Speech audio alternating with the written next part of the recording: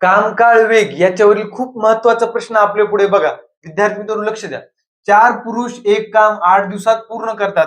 तेच काम 8 स्त्रिया 16 दिवसात पूर्ण करतात.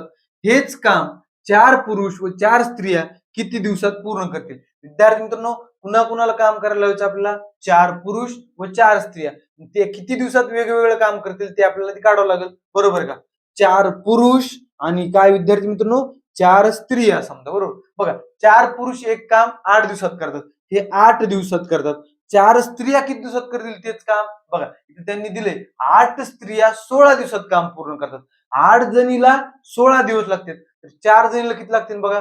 जर स्त्रिया निम्म्या केल्या तर दिवस आपल्याला दुप्पट करावं लागतात. कामात उलट असतं. बरोबर. म्हणजे बघा, 16 दुनी 32. 4 स्त्रियांना 32 दिवस लागतात.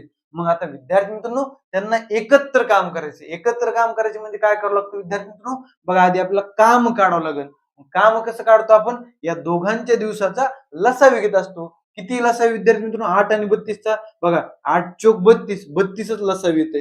32 आला लसावी. आता आपण त्यांच्या क्षमता काढूया. बघा, 4 पुरुषांची क्षमता किती? 8 चोक 32 आणि स्त्रियांची 32 एक 32. म्हणजे म्हणजे त्यांची मिळून क्षमता किती असणार बघा? 4 आणि 1 5. त्यांनी एकत्र काम करायला लागले तर त्यांची क्षमता किती असणार?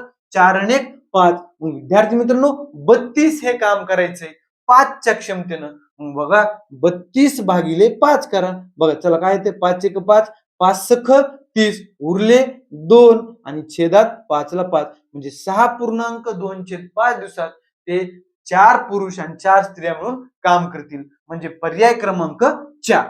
धन्यवाद.